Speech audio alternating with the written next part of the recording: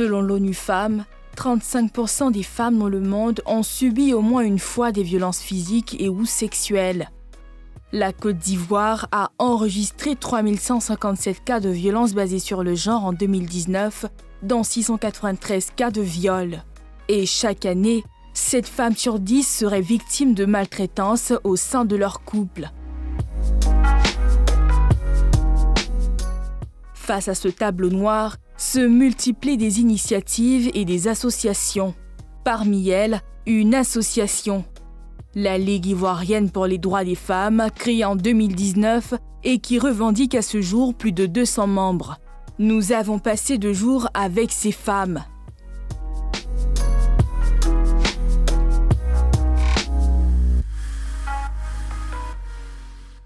Cocody, Abidjan. Première journée avec la Ligue. Le soleil de ce midi donne toutes les envies, dont celle d'un rendez-vous restaurant. Mais en poussant la porte de ce restaurant, une toute autre ambiance. La Ligue y organise son premier Girl Talk sur le thème du féminisme.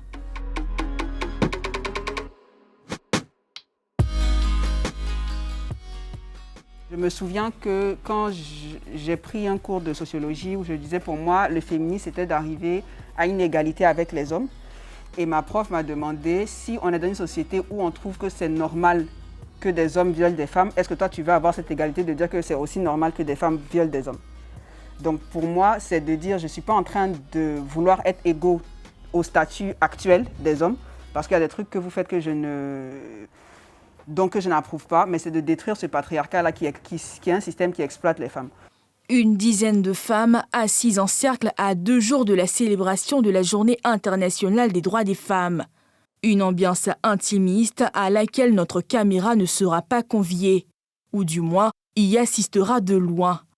Car ici, les participantes se livrent et se dévoilent.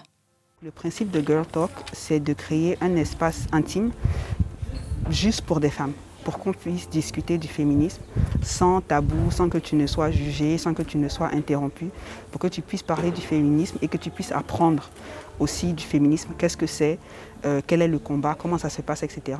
C'est d'ailleurs la raison pour laquelle vous n'êtes pas autorisé à partir là-bas, parce qu'on veut vraiment que ça reste un espace de libre-échange sans que les participantes n'aient peur de dire quoi que ce soit parce qu'elles voient des caméras, etc. Au nombre des participantes, Ferella Soro, 21 ans. Il faut dire que depuis toute petite, j'avais des positions assez féministes. C'est-à-dire que différemment des autres jeunes filles de mon âge, j'avais des conceptions assez anticonformistes. Voilà. C'est-à-dire que je ne concevais pas qu'on établisse une hiérarchie entre les sexes, entre les hommes et les femmes. Je me sentais peut-être différente aux autres jeunes hommes de mon âge, mais je ne voyais pas en quoi est-ce qu'ils pouvaient être considérés comme supérieurs à moi ou en quoi est-ce qu'ils devaient avoir des prérogatives que moi je n'aurais pas. Un engagement à militer dans la Ligue motivé par une expérience personnelle. Personnellement, oui, j'ai déjà été victime d'harcèlement au milieu scolaire. Il y a parfois des attouchements que les jeunes garçons ont tendance à faire sur les jeunes filles, sur des parties de leur corps bien ciblées. On a les seins, les cuisses. Ça se fait parfois dans les lycées, dans les collèges. Mais au début, on se dit parfois, les jeunes filles passent ça sous le silence parce qu'elles ne savent pas de quoi il s'agit. Il y a des hommes, par exemple, lorsqu'ils voient une femme qui ne porte pas de soutif, soit peut-être pour des raisons qui lui sont personnelles, peut-être parce qu'elle n'est pas à l'aise avec le soutif et tout, et qu'ils laissent entrevoir peut-être la forme de ses seins, ils lui font des remarques désagréables en pleine rue. Du genre, en griffe, je dirais, c'est un peu déplacé, c'est pointu, ça pointe. Bon, c'est du harcèlement, c'est pas normal, ça se fait pas. Des faits et parfois un contexte culturel qui ne décourage pas pour autant ces féministes. Bien au contraire, pour Désiré Nyanzian Dénéo, secrétaire général de l'association, il ne faut pas désespérer. Moi, j'ai découvert le féminisme quand j'avais 13 ans. J'ai fait ma rencontre dans le féminisme par des livres avec Une si longue lettre de Mariam Abba, même si elle ne se revendiquait pas féministe, mais qui fait partie de ce qu'on a comme littérature féministe en Afrique. On est dans des sociétés où finalement la prise de la parole, surtout en tant que jeune, reste assez problématique. Donc les réseaux sociaux ont participé quelque part à ce boom féministe en Côte d'Ivoire, mais pas qu'en Côte d'Ivoire, mais dans le monde avec la vague MeToo. Et en permettant à ces femmes de s'exprimer à cette tribune, La Ligue espère faire bouger considérablement les lignes. J'attends de construire ce qu'on appelle une sororité, donc de l'amitié entre les femmes, de la douceur entre les femmes, parce que souvent la société fait que les femmes croient qu'elles doivent être en compétition les unes avec les autres, alors que ce n'est pas le cas. Ce n'est pas le cas, on doit s'aimer, on doit s'entraider, on doit s'unir. Mais comment décrirait-on une féministe ? Il y a des étudiantes, il y a des mères au foyer, il y a des mères qui travaillent, il y a des hommes qui sont féministes. Le féminisme, c'est de se rendre compte qu'il y a un système qui met en danger les femmes, qui exploite les femmes, et de se dire, moi en tant qu'individu, je ne trouve pas ça normal et je veux lutter pour ça. La vie d'une féministe, ça ressemble à chaque jour revendiquer. C'est chaque jour en fait se remettre en question même sur notre condition de femme au sein de la société. Et puis peut-être aussi en tant qu'acteur de la société civile, alerter, sensibiliser. Femme dont ne fait pas partie Megan Boho, la présidente de la Ligue ivoirienne des droits des femmes que nous retrouvons à ses bureaux à Marcory. J'ai jamais acheté le pain du 8 mars.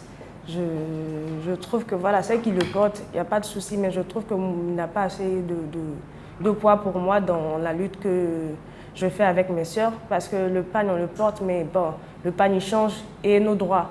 Ce n'est pas la fête du pain, ce n'est pas la fête des femmes, c'est la journée internationale des droits des femmes. Parce que déjà, on ne sait pas où va l'argent des pains. Est-ce qu'on peut l'utiliser pour financer des femmes et tout, voilà. Et on trouve que se mettre en pagne, sachant qu'il y a d'autres femmes qui sont frappées, qui n'arrivent pas à avoir accès à des serviettes périodiques, qui n'ont pas les mêmes salaires que les hommes, je ne vois pas en quoi le pagne a fait avancer la lutte pour les droits des femmes. C'est pourquoi le pagne, je ne le porte pas personnellement. Et c'est personnel. Priorité donc à ces 35% de femmes victimes de VBG, appelées ici survivantes. Avant, on utilisait le mot victime. Le mot victime nous mettait ces personnes en situation de vulnérabilité ou en situation de désespoir, comme on peut le dire. Mais survivante, ça vient un peu donner de la vie à ces femmes-là. Pour leur dire, c'est vrai que vous avez vécu ça, mais vous avez encore la chance, vous avez encore le pouvoir de reprendre le contrôle sur votre vie. Pour ces survivantes, la Ligue déploie un dispositif d'écoute, un accompagnement médical, mais également psychologique, social et financier. Mais derrière ces locks, Megan, 26 ans, porte aussi un passé de survivante. J'ai été aussi victime de violences physiques, violences conjugales. Et c'est tout ce cocktail-là qui me permet de pouvoir écouter les femmes, de pouvoir me mettre à leur place. Et j'aimerais bien signifier que ce n'est pas une vengeance, parce que certains nous disent « vous voulez vous venger », ce n'est pas une vengeance. J'utilise cette histoire sombre et fais sortir le meilleur de ça. Et à ce jour, des centaines de cas ont été traités. Depuis 2019, nous avons pu aider plus de 250 femmes et filles, parce que nous avons des cas où il y a des petites filles de 5 ans. Nous avons eu 2 cas de mariage forcé, 1 cas d'excision et plus de 20 femmes qui ont été suivies par le cabinet psychologue. Depuis 2021, janvier 2021, c'est minimum 2 cas de viol par jour. Nous n'aurons accès à aucune de ces survivantes. La raison avancée par la Ligue, un besoin de se reconstruire dans l'anonymat. Mais Megan se félicite des avancées de la loi et attend davantage du législateur. Il y a une loi maintenant sur ce qui est viol, qui est puni maintenant de plus de 5 ans d'emprisonnement. Et ça, c'est une victoire déjà. Nous espérons que la collaboration sera plus étroite avec notre ministère, parce que nous avons des réalités que nous vivons chaque jour. La Ligue ivoirienne pour les droits des femmes s'autosaisit ou intervient par sollicitation. Aujourd'hui, elle étend sa toile avec des représentations au Mali, au Tchad, au Bénin et bientôt au Niger. Mais pour y arriver, la Ligue peut aussi compter sur des hommes. Voilà, ça là. Oui. En fait, j'ai l'impression que tu es rentré dans ma tête. Regarde, tu as vu le 8 et puis la taille de la tête de la dame. Elle n'a plus rien à dire. Tu es combien? Dans les bureaux de la Ligue, pas que des femmes. Ici, l'esprit féministe a contaminé Jean-Boris et Eric. Je me dis ça peut être mes ex-sœurs, mes tantes, mes mères qui sont dans cette association. Donc, pourquoi ne pas leur venir en aide avec mes compétences, les compétences que j'ai, mettre au service de cette cause noble. Porter cette cause-là, c'est vraiment pour un monde égalitaire. C'est vraiment pour un monde égalitaire parce que nous voulons l'égalité des sexes. Donc, pour qu'on ait l'égalité des sexes, il faut que des hommes aussi soient champions des causes des femmes. Pour faire encore plus de champions du féminisme, il faut courir. Et la Ligue a 2 activités de sensibilisation à Cocody et Marcory. Mais avant, il faut passer à une chaîne de radio pour une émission. Bon, je vais appeler les gens maintenant de Cap-Nord, là, on dirait qu'ils ont commencé. En ce 8 mars, il y a beaucoup à faire. Et pour Megan, cela va au-delà de l'atmosphère festive. Il faut que ça change pour qu'on puisse avoir accès à certaines commodités. Par exemple, une femme qui a ses règles au bureau, qui est malade. Il y a des femmes qui ne peuvent pas rentrer chez elles parce qu'elles sont forcées de rester là travailler pour pouvoir produire quelque chose. Mais quand on est malade, quand on a nos règles, on a des douleurs, est-ce qu'on peut être efficace? Je ne crois pas. En multipliant les actions de communication, la Ligue ivoirienne pour les droits des femmes veut augmenter son impact.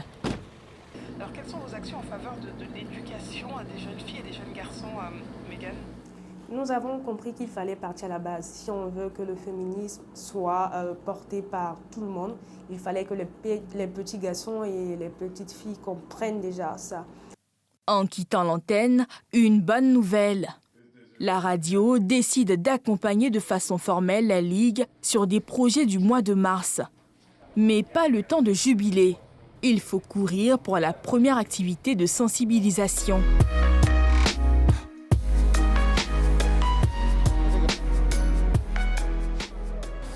Coucou les filles. Il y a combien de personnes? Ici, l'approche se veut pédagogique au-delà de la sensibilisation. On a notre centre derrière et on a produit ces petits flyers qui expliquent tout ce qui est action à mener en cas de viol. Donc on a expliqué qui on était, on a parlé aussi du contexte et qui peut porter plainte. On a expliqué c'est quoi le viol et puis tout ce qu'il faut, en commençant par le domaine médical, juridique, tout. Et voilà, on essaie de parler aux personnes qui viennent. Bonjour. Alors j'aimerais savoir c'est quoi la Ligue ivoirienne des droits des femmes? La Ligue ivoirienne des droits des femmes, c'est un réseau féministe qui aide les femmes sur le plan des violences sexuelles, violences psychologiques, violences physiques. Et aujourd'hui, pour la journée internationale des droits des femmes, nous avons notre stand ici pour parler un peu des actions à poser en cas de viol. Donc vous avez ce petit leaflet-là que je vous remets, qui donne un peu quelques étapes à suivre en cas de viol. Qu'est-ce que le viol? Qui peut être victime de viol? Qui peut porter plainte? Et pourquoi porter plainte? Mais être féministe rime parfois avec vie professionnelle. Et dans le cas de Megan, comme souvent, des réunions se mêlent aux activités féministes.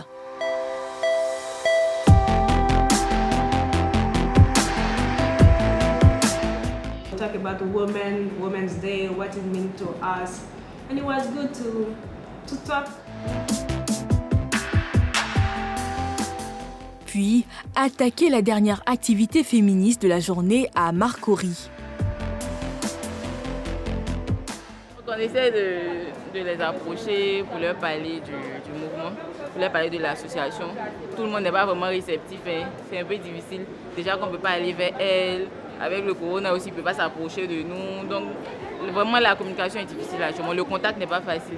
Mais ceux qui s'y intéressent, qui sont curieux, ils viennent vers nous. Pour qu'elle ne soit plus seule, la Ligue ivoirienne pour les droits des femmes multiplie les actions. Mais la réalité est encore difficile à changer, les habitudes aussi. Pour cela, la Ligue continue de courir.